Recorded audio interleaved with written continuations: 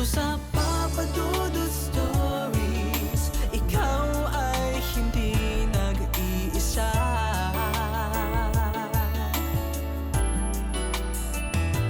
Dito sa Papa Dudut Stories, may nagmamahal sa'yo.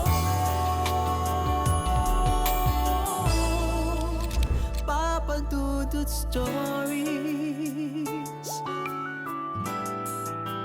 Papa Dudut Stories. Dear Papa Dudut, sa lahat po ng mga nakatutok ngayon, huwag kalimutan na mag-like, mag-share at mag-subscribe.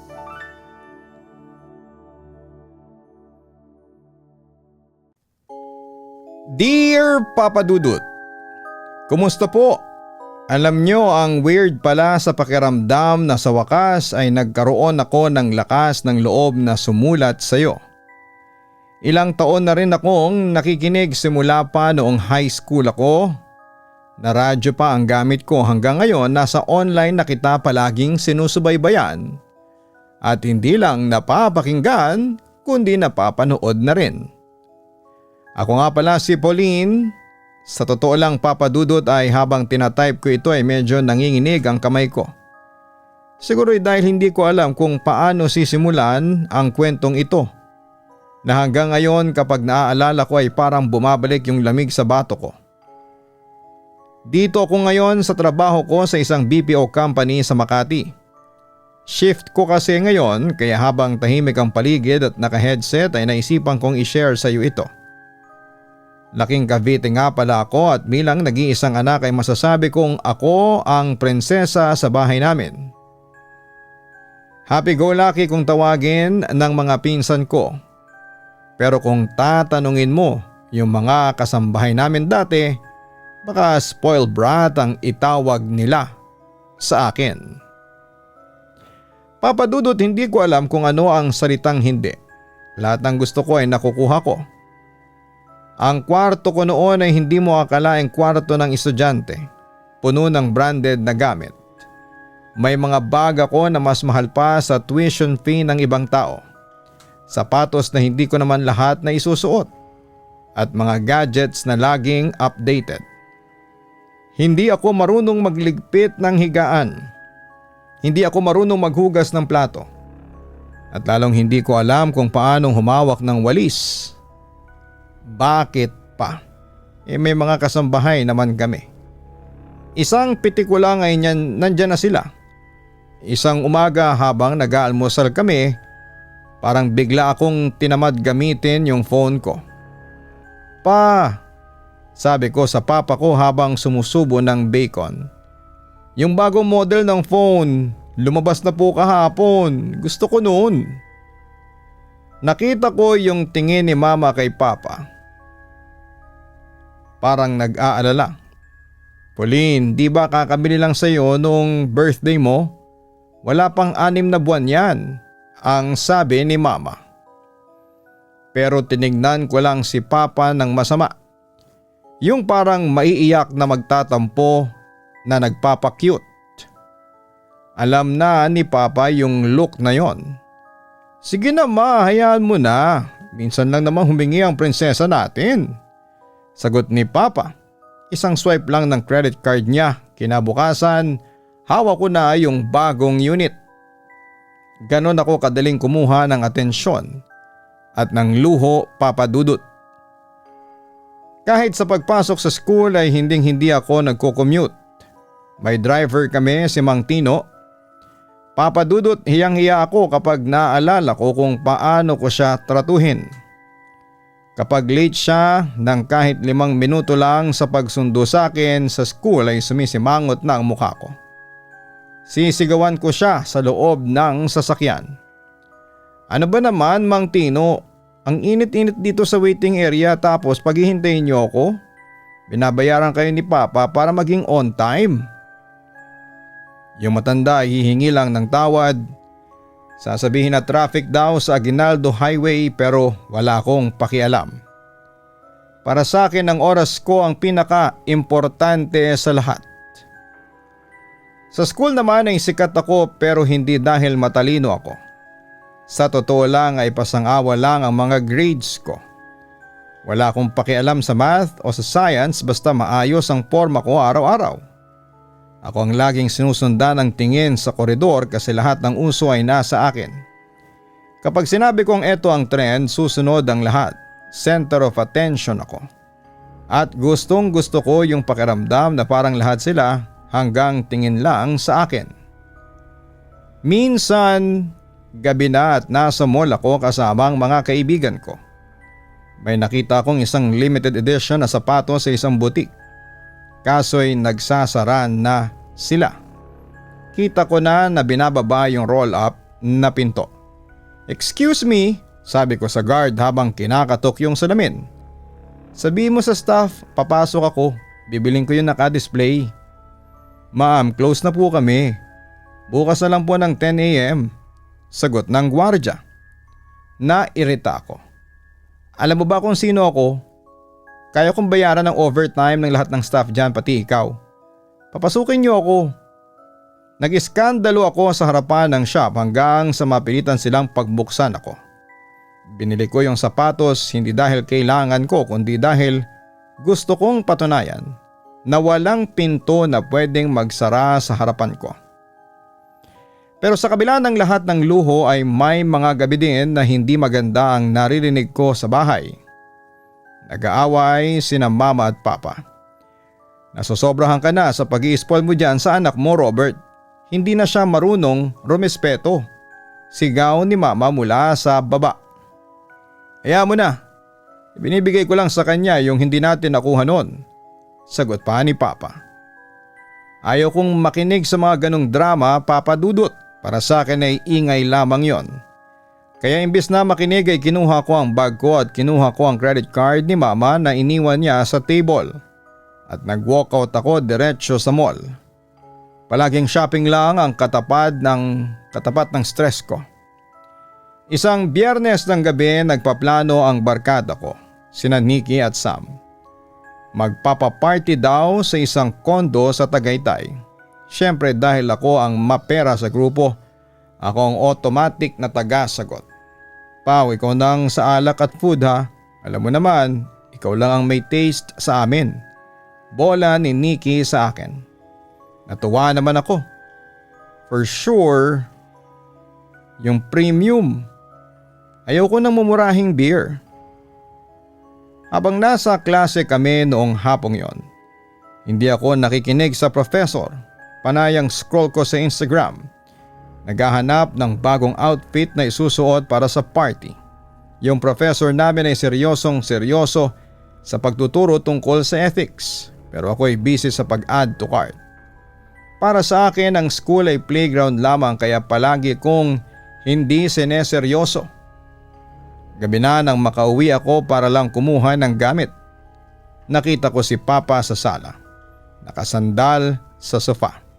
Halatang pagod na pagod mula sa construction site na pinamamahalaan niya. Madumi pa yung sapatos niya at medyo pawisan ang barong niya. "Pauline anak, kumusta ang school?" Mahinang tanong ni Papa nang malingunan ako. Imbis na kumustahin ko siya o tanungin kung bakit parang masama ang pakiramdam niya, tiningnan ko lamang ang relo ko. "Pa, pumasok na ba yung allowance ko? Para sa weekend, magtatagaytay kami nila Nikki, kailangan ko ng cash ngayon." Napabuntong hininga si Papa. "Kakatransfer ko lang kaninang hapon anak." "O mag-iingat kayo sa pagdadrive ha?" "Okay," tipid na sagot ko. Hindi ko man lang siya hinalikan o pinasalamatan. Umakyat na ako kaagad para mag-impake. Dumaan muna kami sa isang sikat na bar sa Makati bago tumuloy ng Tagaytay. Papa Dudut, sobrang lakas ng music. Ramdam mo yung bass sa dibdib mo. Sobrang saya ko noon. Feeling ko ay ako ang reyna ng gabi, bawat shot ng tequila, bawat tawanan sa mga estrangherong lumalapit sa table namin ay parang lalong lumalaki ang ulo ko. "Cheers to being young and rich!" Sigaw ko habang nakikipag-high five sa mga taong hindi ko naman kilala. Wala akong takot. Bakit ako matatakot? Kahit malasing ako, alam kong may paraan para makauwi ako ng ligtas. May pera ako, may service, may driver, may pangalan. Madaling araw na kami lumabas ng bar. Hindi na rin kami noon nakapagtagaytay. Pagewang-gewang na ako pero yung ngiti ko ay abot tenga pa rin. "Nikki, look!" sabi ko habang nakasandal sa kanya. Kahit kailan, hindi ako nawawala ng maghahatid sa akin. "Watch me!" Nainis ako kasi matagal ang booking sa apps. 5 minutes, 10 minutes. Ang bagal naman ng mga to. Sa inis ko ay binuksan ko yung 3 magkakaibang ride-hailing apps sa phone ko. Sabay-sabay akong nag-book sa 3. Ang plano ko kung sino ang unang dumating ay doon ako sasakay. Bahala na yung iba. Pagkalipas ng ilang minuto, may humintay na motor sa harapan namin. Isang rider na medyo luma na ang motor. Kupas na ang helmet at halatang galing sa mahabang shift. Tiningnan ko yung motor niya mula gulong hanggang manibela. Tapos ay tiningnan ko yung rider. Yak! Bulong ko pero rinig ng lahat. "Ma'am, si Pulin po. Ako po yung rider sa app," sabi ng driver ng magalang. Tinaasan ko siya ng kilay. "Ayoko dyan. Ang luma ng motor mo. Baka mamaya tumirik pa tayo sa daanan o kaya naman malaglag ako dyan. Umanap ka ng ibang pasahero." "Pero ma'am, nakabook na po kayo. Malayo pa po ang pinanggalingan ko para lang masundo kayo," pakiusap ng driver. "Wala akong pakialam. Hindi kita sasakyan at hindi ko rin ika-cancel ang booking ko para hindi ako ma-penalty. Maghintay ka dyan sa gilid hanggang sa ikaw na mismo ang sumuko," sabi ko sabay tawa ng malakas. Hinayaan ko siyang nakatayo lang doon sa gilid ng kalsada. Naguguluhan at halatang napahiya sa harapan ng mga kaibigan ko.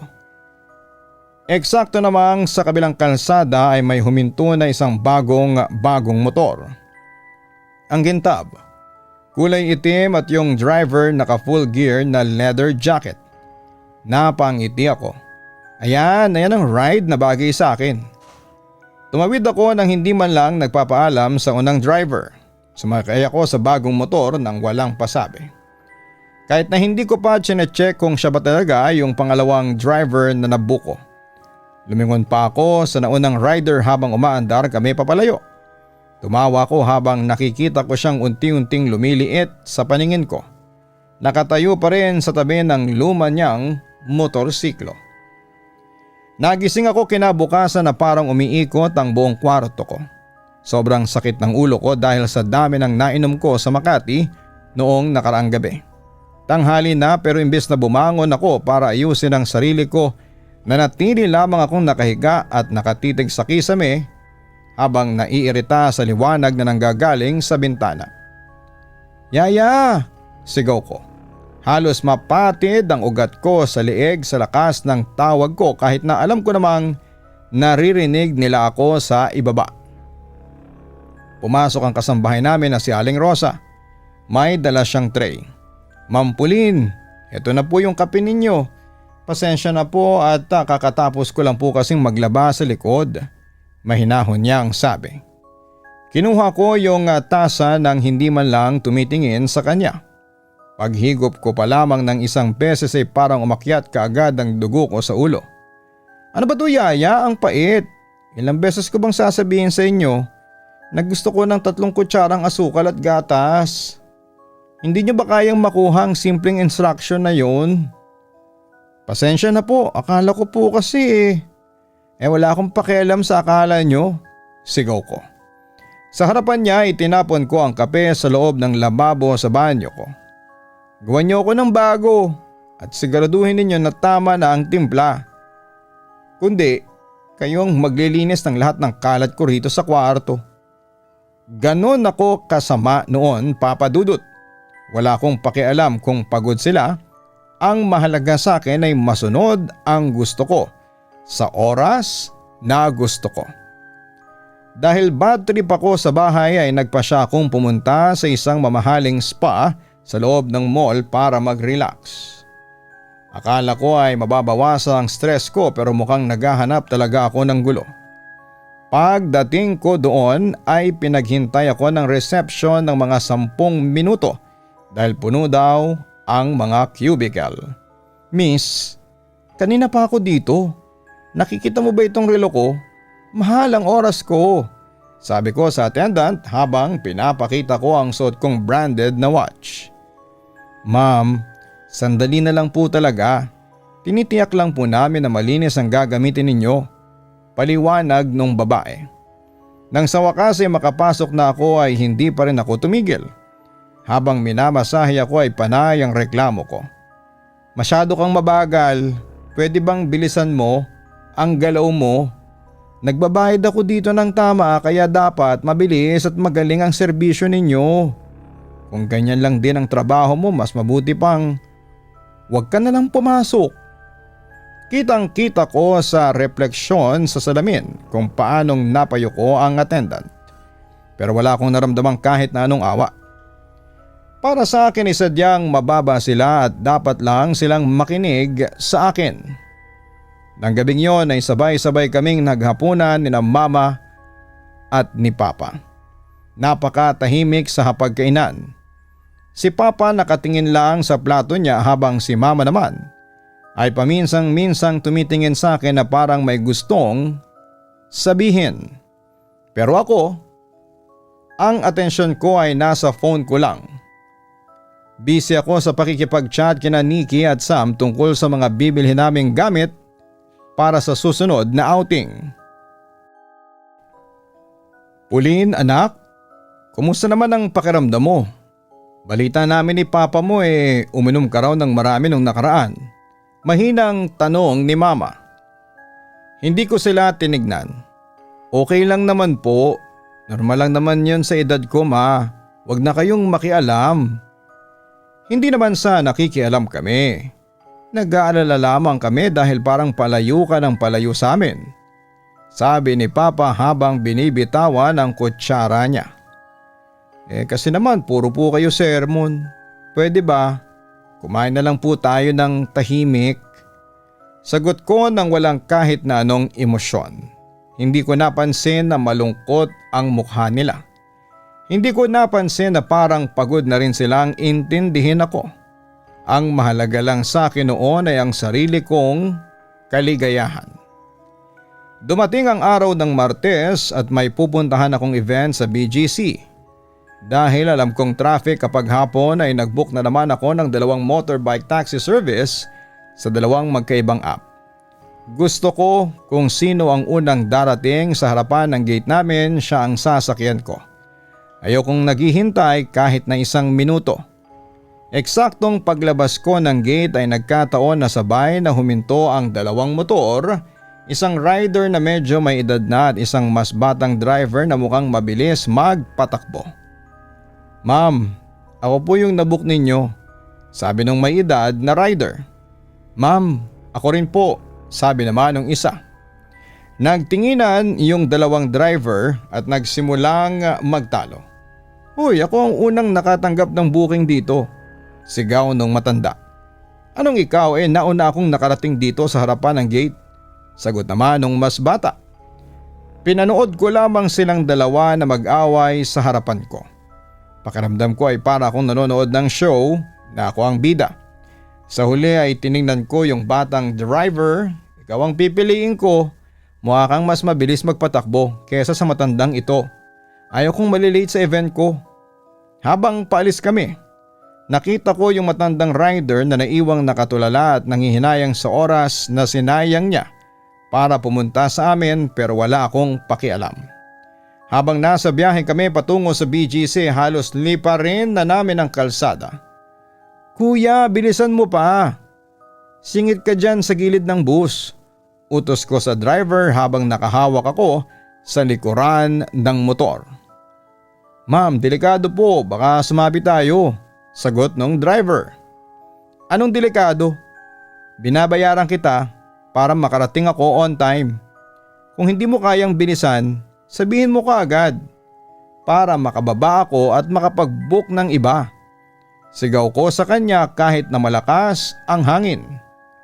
Wala akong pakialam sa kaligtasan niya o kahit sa sarili ko. Basta makuha ko yung gusto ko na makarating ng maaga sa pupuntahan ko. Dumating ang gabi ng birthday ni Nikki, isang malaking selebrasyon ang ginanap sa isang sikat na rooftop bar. Todo porma ako noon, suot ang pinakamahal kong dress at heels. Habang nakatayo ako doon at tinitignan ang mga ilaw ng lungsod mula sa itaas, pakiramdam ko ay wala nang hihigit pa sa buhay na tinatamasa ko sa ngayon. Para sa akin ako ang pinakamataas sa lahat. Maraming alak ang dumadaloy ng gabing yon. Tawanan, sayawan at walang katapusang shots ng mamahaling mga alak. Bandang 2:00 na ng madaling araw nang mapagpasyahan naming magbarkada na umuwi na. Coding ang sasakyan ko ng araw na yon kaya wala akong dalang sariling driver. Kaya nagpasya akong mag-book na ulit ng motor para mabilis. Dahil sa tindi ng kalasingan ko, halos hindi ko na maaninag ang screen ng phone ko. Pero dahil sanay na ako ay nagawa ko pa rin mag-book sa dalawang magkaibang app. Nikki, watch and learn, sabi ko habang pinapakita ko ang screen ng phone ko. Pag-aawayin ko na naman yung mga drivers para sa akin. Tingnan natin kung sino ang mas desperadong kumita. 2 drivers ang tumanggap ng booking ko. Ang isa ay si Mang June. Nang mukha sa profile niya sa app ko ay kailangan ng kita para sa pamilya. Ang isa naman ay si Cedric, isang binata na mukhang nagmamadali ding makatapos ng shift. Si Mang June ang unang dumating, pagod na pagod ang mukha niya pero nakuha pa rin niyang ngumiti nang makita ako. "Ma'am Pauline, ito po yung helmet ninyo," sabi niya habang inaabot ang isang medyo luma ng helmet. Nilapitan ko siya at tinignan ang helmet nang may diring-diring reaksyon. "Ano to, ang baho naman ito. Amoy pawis at mukhang hindi man lang nililinisan. Ayokong isuot yan." "Baka magka-infection pa ako sa balat eh. Ang baho mo rin po sir. Mag-shower ka nga muna bago ka pumasok sa trabaho." Napahiya si Mang June sa harapan ni Nikki at ng iba pang mga tao sa labas ng bar. "Pasensya na po ma'am. Malinis naman po yan, sadyang luma lang talaga. Umalis ka na nga sa harapan ko, ngayon na." Sigaw ko sa kanya habang hinihintay ko si Cedric, ang pangalawang rider. "Layuan mo ako bago pa kita i-report at mawalan ka ng lisensya." Sa sobrang pagmamadali ni Mang June na lumayo sa akin dahil sa takot na totohanin ko ang banta ko, mabilis niyang pinaandar ang motor niya. Hindi na niya napansin na may paparating na isang mabilis na sasakyan sa madilim na kanto ng kalsada. Isang napakalakas na kalabog ang narinig sa buong paligid noon, Papa Dudut. Nanigas ako sa kinakatayuan ko. Nakita ko kung paanong tumilapon ang motor ni Mang June at kung paanong humampas ang katawan niya sa simento. Ang helmet na sinasabi kong mabaho ay gumulong sa kalsada, wasak na wasak. Hindi ako makagalaw. Hindi ako makapagsalita, Papa Dudut. Eksakto namang dumating si Cedric, ang pangalawang rider. Huminto siya at nakitang duguan ang katawan ni Mang June sa kalsada. "Diyos ko, ano nangyari?" sabi ni Cedric. Pero imbis na sabihin ko sa kanya na tumulong kami o tumawag ako ng ambulansya, ang ginawa ko ay hinila ko ang braso ni Cedric. "Kuya, umalis na tayo kaagad, bilis. Ayokong madamay sa gulo na yan. Baka tanungin pa ako ng mga pulis at malate pa ako sa pag-uwi." "Pero ma'am, kailangan nating tumulong. Sabi nang umalis na tayo eh." "Sumakay na ako sa likod mo. Patakbuhin mo na ang motor mo." Sigaw ko sa kanya at pilit na iniba ang tingin ko mula sa accident site. Habang palayo kami, Papa Dudut, ay hindi ko napigilang lumingon sa huling pagkakataon. Nakita ko ang kamay ni Mang June na duguang nakalatag sa kalsada. Parang may pilit na inaabot sa ere. Parang may gustong sabihin. Pagdating ko sa bahay, hindi ako nakatulog. Pero Papa Dudut, hindi ako nakatulog hindi dahil sa awa kay Mang June. kundi dahil sa takot na baka maabala ang buhay ko.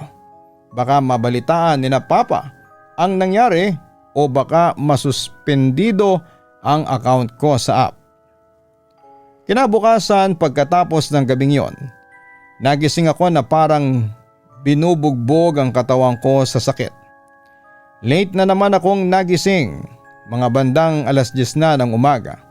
Masama pa rin ang loob ko dahil pakiramdam ko ay nasira ang mood ko noong party dahil sa aksidenteng yon. Pumasok ako sa banyo para maligo at umaasang mabawasan ang bigat ng ulo ko.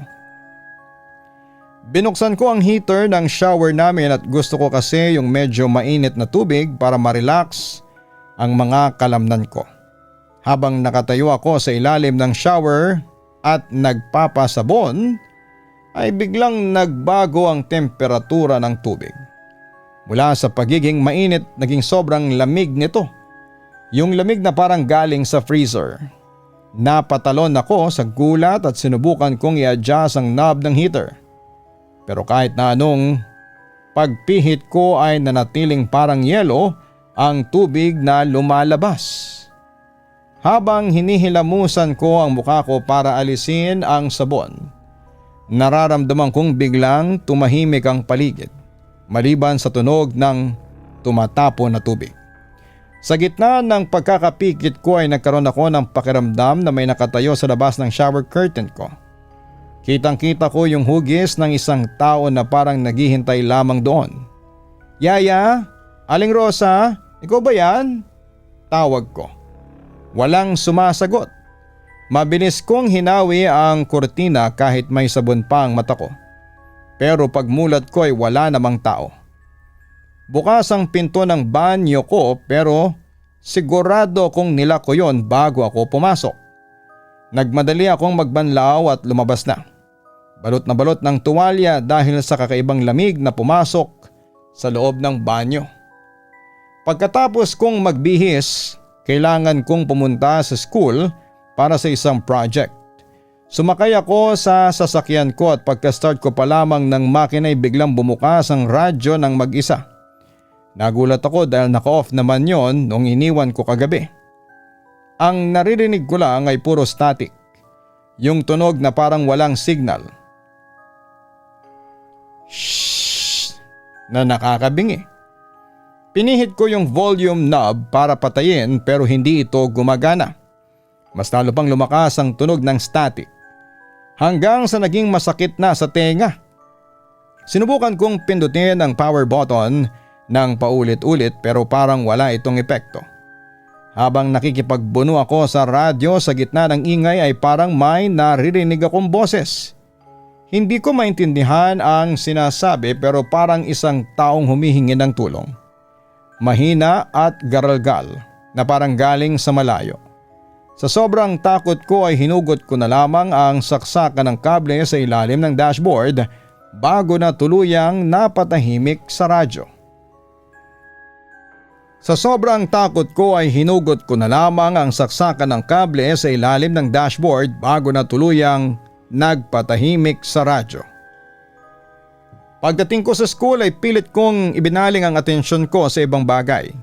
Habang naglalakad ako sa mahabang hallway papunta sa classroom namin, napansin kong parang may mali sa bawat hakbang ko.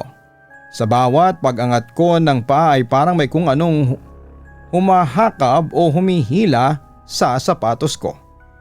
Akala ko nung una ay may natapakan akong bubble gum o kaya ay basa ang sahig. Pero nang tingnan ko ang ilalim ng sapatos ko ay wala namang dumi.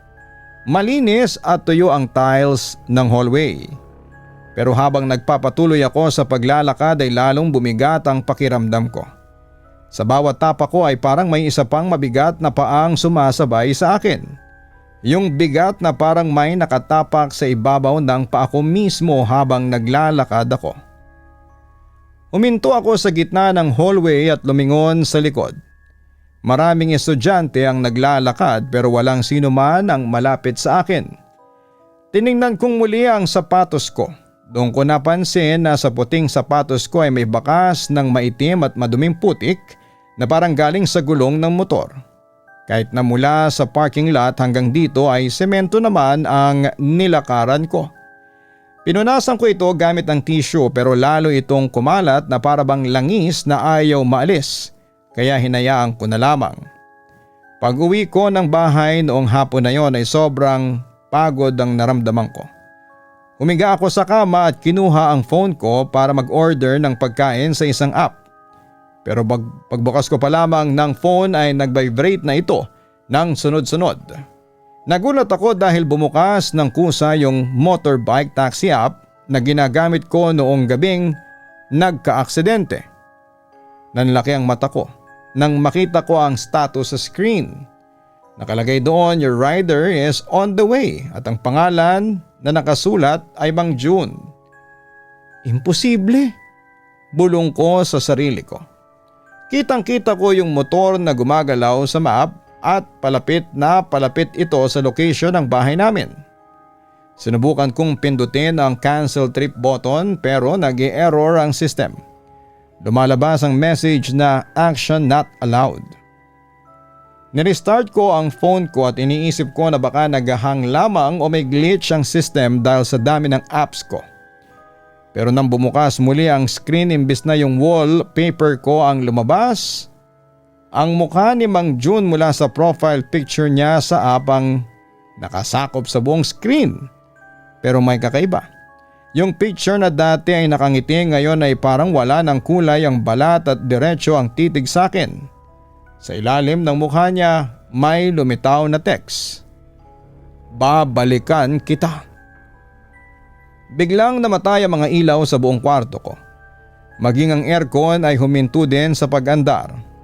Pero napakalamig pa rin ang paligid. Tanging ang liwanag na lang mula sa phone ko ang tumatanglaw sa madilim kong silid. Sa gitna ng katahimikan ay nakarinig ako ng pamilyar na tunog. Mula sa labas ng bintana, ang dagungdong ng makina ng motor. Pero papadudot nasa second floor ang kwarto ko. Imposibleng may motor sa labas ng bintana ko. Pero ang tunog ay parang nasa mismong tapat lang ng salamin. At doon ay nakita ko si Mang June na duguan at nanlilisik ang mga mata. Kasunod noon ay ang bigla kong pagbangon sa kama. Saka ko napagtantong panaginip lang pala ang lahat. Dahil sa sobrang kaba ay hindi na ako nakatulog. Bandang 3:00 ng madaling araw ay nakaramdam ako ng sobrang uhaw. Bumaba ako sa kusina para uminom ng tubig. Patay ang lahat ng ilaw sa baba maliban sa maliit na bumbilya sa tapat ng ref. Pagdaan ko sa gitna ng sala, bigla akong napatigil. Doon sa ibabaw ng aming mamahaling carpet ay may nakalagay na isang luma at gasgas na helmet. Nilapitan ko ito ng dahan-dahan. Yun ang helmet na ipinapasuot sa akin ni Mang June bago siya nabangga. Yung helmet na tinawag kong mabaho at luma na. May mga bitak ito at puno ng gasgas na parang kinaladkad sa aspalto. Agad kong tinawag ang aming security guard sa gate sa pamamagitan ng intercom sa dingding. "Kuya, sinong pumasok dito sa sala? Bakit may nag-iwan ng helmet dito?" Pasigaw kong tanong. "Ma'am, wala pong pumasok. Nakalak po ang lahat ng gate at pinto. Kanina pa po ako na paikot-ikot sa labas. Wala pong tao." Sagot ng guard na halatang naguguluhan din. Binalikan ko ang sala para kunin sana ang picture, yung helmet para ipakita kay Papa bilang ebidensya na may nananakot sa akin. Pero pagbalik ko ay wala na doon ang helmet. Malinis na muli ang carpet pero noong tinignan ko ng mabuti, may isang basang bakas ng gulong ng motor na paikot sa gitna ng sala. Amoy basang semento at kalawang ang naiwan sa hangin. Kinabukasan ay hindi ko na kayang mag-isa sa bahay. Tinawagan ko sina Nikki at Sam at nakipagkita ako sa kanila sa isang cafe sa mall. Akala ko kapag maraming tao ay mawawala na ang takot ko. "Pao, ano ba yan? Bakit parang hindi ka na nakatulog? Ang laki na ng eye bags mo." Puna ni Nikki habang humihigop ng frap. May mga kakaibang nangyayari sa bahay eh. "Nikki, Pakiramdam ko may sumusunod sa akin. Sabi ko habang nanginginig ang kamay ko sa paghawak ng baso. Baka naman napapraning ka lang dahil sa dami ng iniisip mo o dahil sa hangover ng isang araw. Stress lang yan, sagot pa ni Sam. Pero habang nag-uusap sila, hindi ako makatingin sa kanila ng diretsyo.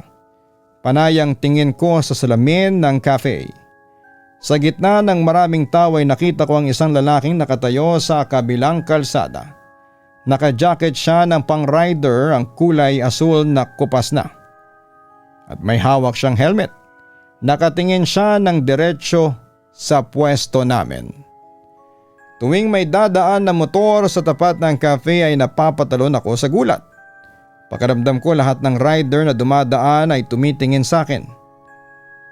Ayan, nakikita niyo ba yun? Turo ko sa labas. Pero pagtingin ni Nike wala namang tao doon. Pauline, wala namang kaming nakikita, baka kailangan mo lang talagang magpahinga. Sabi ni Nikki na parang naaawa na sa akin. Nagpaalam muna ako para pumunta sa CR para maghilamos. Pagtingin ko sa malaking salamin ng CR habang inaayos ko ang buhok ko, nakita ko sa refleksyon na may isang madilim na figura na nakatayo sa likuran ko. Sa loob ng isa sa mga cubicle. Mabilis akong lumingon pero pagbukas ko ng pinto ng cubicle ay wala namang tao. Pero ang lamig doon sa loob, yung lamig na parang pumasok sa loob ng buto ko. Pag-uwi ko, sinubukan kong gumawa ng assignment para ma-distract ang isipan ko. Binuksan ko ang laptop ko at nagsimulang mag-type. Pero habang nakatitig ako sa screen ay biglang gumalaw ang cursor ng mag-isa. Nagsimulang mag-type ang laptop ko nang hindi ko hinahawakan ang keyboard. Paulit-ulit na lumalabas ang mga numerong 1010. Hindi ko alam noong una kung ano yon hanggang sa maalala ko ang plate number ng motor ni Mang June. Ito yung plate number na nakasulat sa app. Puno na ang buong pahina ng 10-10-10-10. Biglang tumunog ang phone ko, isang notification mula sa isang unknown number. Walang text na kasama pero may attachment na picture. Nang buksan ko ito ay muntik ko nang mabitawan ang phone ko. Picture yun ng kalyeng pinangyarihan ng aksidente. Pero sa picture na yon ay kitang kita sa gitna ng kalsadang dugo ang katawan ni Mang June na nakatingin ng diretsyo sa kamera. Tinapon ko ang phone ko sa kama dahil sa sobrang takot. Kahit nakataob ang phone ay hindi tumitigil ang notification sound. Sunod-sunod ang tunog na parang mabilis na pagtibok ng puso at sa bawat tunog ay may kasamang parang hinihingal na boses na lumalabas sa speaker. At nang kunin ko na ay nakita kong patay na ang cellphone ko. Gabi na at pilit kong ipinipikit ang mga mata ko kahit alam kong hindi ako makakatulog. Nakabalot ako ng kumot hanggang leeg. Bigla akong may narinig na kaluskos sa ilalim ng kama ko. Parang tunog ng plastic na kinukuskus. Katulad ng tunog ng kapote kapag nababasa ng ulan. Nakaramdam din ako ng may gumagalaw sa mattress ko. Parang may kung anong gumagapang sa ilalim. Dahan-dahan sa kabila ng panginginig ng buong katawan ko ay sumilip ako sa gilid ng kama. Doon sa ilalim ng kama ko ay nakita ko ang isang dugoang sapatos na goma. Puno ito ng putik at may mga bahid ng dugo na sariwa pa. Mabilis akong bumalik sa ilalim ng kumot at nagtakip ng mukha ko. Ramdam ko ang panginginig ng bawat himay-himay ng laman ko. At doon ko narinig sa loob mismo ng tahimik kong kwarto may isang mabagal at hirap na paghinga. Parang may taong kakatapos lang tumakbo ng napakalayo at ngayon ay nakatayo lang sa tabi ng kama ko. Hinihintay akong magmulat ng mata ko. Kagad akong napabangon at binuksan lahat ng ilaw. Doon ko nakita na nag-iisa lamang ako sa loob ng kwarto ko. Papadudot, ramdam ko na sa bawat sulok parang may naghihintay sa akin. Kaya nung gabing naramdaman ko yung paghinga sa tabi ko. Sa tabi ng kama ko. Wala na akong pakialam kung madaling araw pa, kinuha ko ang bag ko at sumakay ng sasakyan at dumiretso sa bahay ni Nikki. Pauline, anong ginagawa mo dito? Alas 4 pa lang ng madaling araw ah. Gulat na bungad ni Nikki noong pagbuksan niya ako ng pinto. Dito muna ako matutulog please. Hindi ko na kaya sa bahay. May mga nagpaparamdam sa akin. Sabi ko habang nanginginig ang buong katawan ko. Pinatuloy ako ni Nikki sa kwarto niya habang nakahiga kami ay kinuwento ko ang lahat. Yung tungkol sa helmet, yung sa laptop at yung nakita ko sa ilalim ng kama. Pero si Nikki ay tinignan lamang ako na parang baliw. Pao, baka naman kasi kulang ka lang talaga sa pahinga. Masyado kang nai-stress dun sa aksidente ng rider na yun eh. Kaya kung ano na yung naiisip mo. Stress lang yan. Uminom ka lang ng tubig at matulog na tayo. Sinubukan kong matulog pero bandang alas 5 ay biglang nagising si Nikki. Pauline, bakit basa yung kama? Sigaw niya. Napabalikwas ako ng bangon. Kinapa namin yung mattress, basang-basa ito at parang may nagbuhos ng isang balde ng tubig. Pero nung binuksan namin ang ilaw, nagulat kami. Tuyo ang lahat. Tuyo ang bedsheet, tuyo ang kumot, pero ako ay hindi na ako makapagsalita pa. Nakatitig lamang ako sa kisame habang tuloy-tuloy ang agos ng luha ko. Nandyan siya, Nikki, mahina kong sabi. Nakatayo si Mang June doon sa sulok ng kwarto mo. Nakasuot siya ng basang kapote. Agad na tumayo si Nikki at sinek ang sulok ng kwarto niya. Wala naman Pauline, tinatakot mo naman ako. Hinanap namin sa buong kwarto pati sa loob ng closet pero gaya ng dati mabilis itong naglalaho kapag tinititigan na ng maayos. Pero alam ko ang nakita ko. Nararamdaman ko yung bigat sa dibdib ko na hindi maipaliwanag. Pakiramdam ko noon ay mababaliw na ako sa mga nangyayari sa akin, Papa Dudut. Doon ko naalala ang tito ko si Father Ben. Nakadestino siya sa isang lumang simbahan sa Cavite. Siya lang ang alam kong makakatulong sa akin. Pagdating sa simbahan, mabilis akong buwaba at kumatok ng malakas sa pintuan ng kumbento. Hinihingal ako nang pagbuksan ako ni Father Ben. Pagkakita ko sa kanya ay hindi ko na napigilan na mapahagulhol sa pag-iyak. Takot, pagod at pagsisisi, lahat yon ay sumabog na. Naupo kami sa opisina niya at doon ko inamin ang lahat, Papa Dudut. Tito, kasalanan ko po. Sabi ko habang humihikbi. Nag-double booking ako. Pinagsalitaan ko ng masama yung rider na si Mang June dahil lang sa luma ang gamit niya. Pinagtabuyan ko siya at dahil sa pagmamadali niyang lumayo sa akin, nabangga siya. Iniwan ko siya doon ng duguan na kahandusay sa kalsada dahil ayaw kong madamay. Habang nagsasalita ako ay biglang yumanig ang mga bintana ng simbahan. Gustong mabasag sa lakas ng pag-alog at kahit na wala namang hangin sa labas. Ramdam ko yung bigat sa paligid, yung lamig na bumabalot sa amin sa loob ng opisina. Tumingin si Father Ben sa akin ng may lungkot.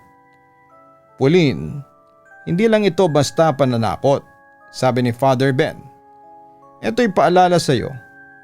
Na ang bawat buhay gaano man kababa ang trabaho sa tingin mo ay may halaga sa mata ng Diyos. Hindi sapat na humingi ka lang ng tawad sa Kanya. Kailangan mong humingi ng tawad sa pamilyang sinira mo. Sa tulong ng impormasyon mula sa app na kinuha namin ni Father Ben, nakahanap kami ng impormasyon tungkol sa tirahan ni Mang June sa isang maliit na barangay. Pagdating namin doon ay gumuho ang mundo ko isang napakalit na bahay gawa sa tagpi-tagping kahoy at yero. Bakas na bakas ang hirap ng buhay nila. Pagpasok namin nakita ko ang asawa ni Mang June at ang dalawang maliliit na anak na nag-aayos ng munting altar para sa kanya. May nakasinding kandila at isang basong tubig sa harapan ng litrato ni Mang June. Yung litrato kung saan nakangiti siya suot ang kanyang kupas na jacket. Hindi ko alam kung paano lalapit.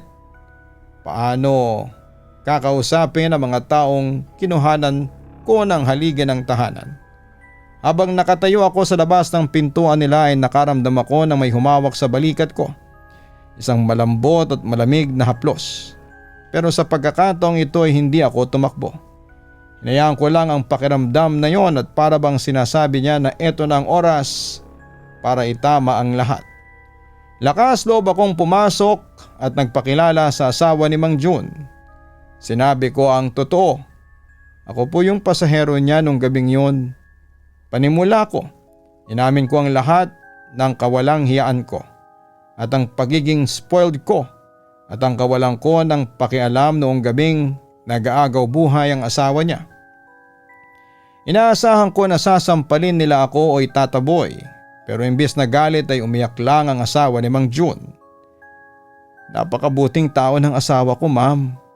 Nagtatrabaho siya hanggang madaling araw para lang may pambaon ang mga anak namin. Ngayon ay hindi ko na alam kung paano kami magsisimula. Sabi niya habang yakap-yakap ang mga bata. Inabot ko sa kanyang lahat ng perang dala ko, ang perang dapat ay pambili ko lang ng bagong designer bag.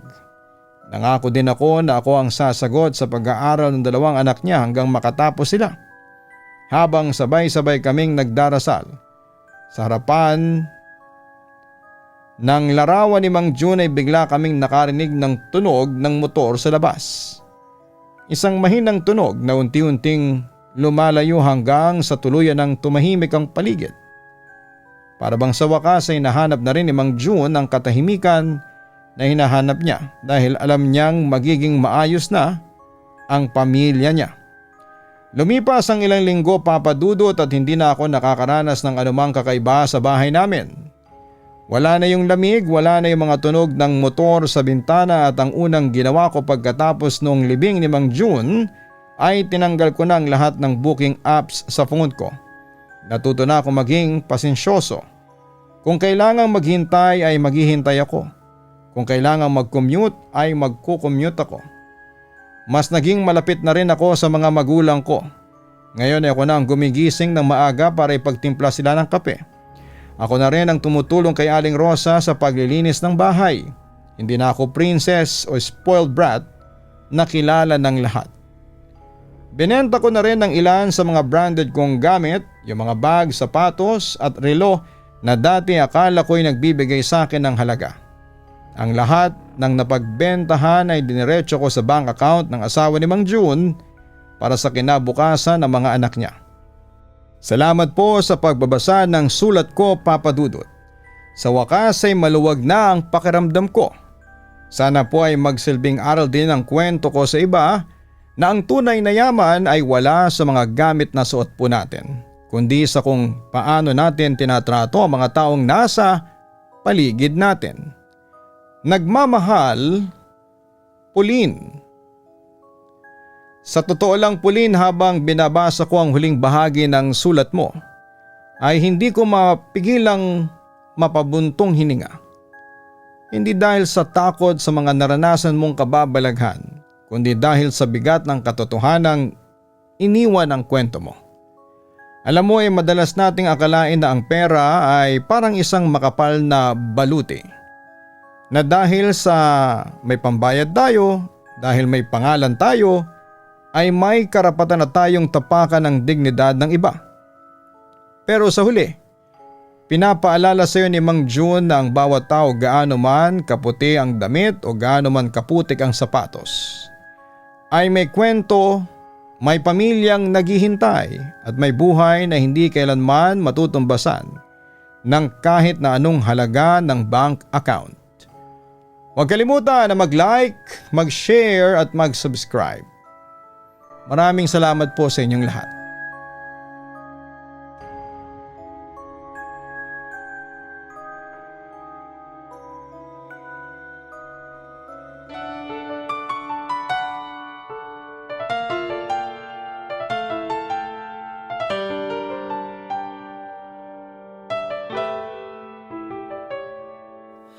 Ang buhay ay mahiwaga,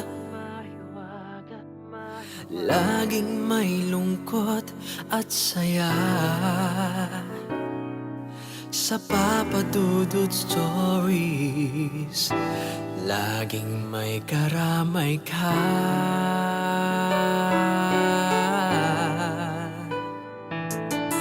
Mga problemang kaibigan,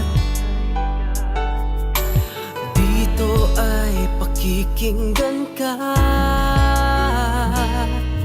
Sa Papa Dudut Stories, kami ay iyong kasama.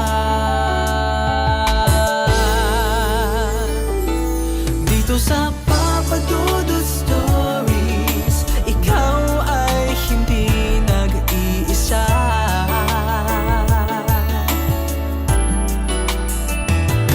Dito sa Papa Dudut Stories, may nagmamahal sa'yo.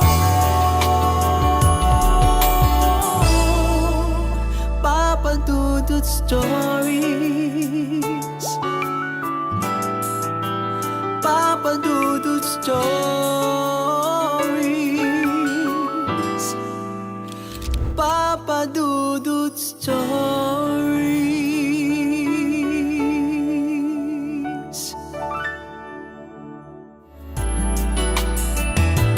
Dito sa Papa Dudut Stories, may nagmamahal sa'yo. Papa Dudut Stories, Papa Dudut Stories. Hello mga ka-online, si Papa Dudut po ito. Nag-enjoy ka ba sa ating kwento ngayong araw? Huwag kalimutan na i-share, mag-like at mag-subscribe. Maraming salamat po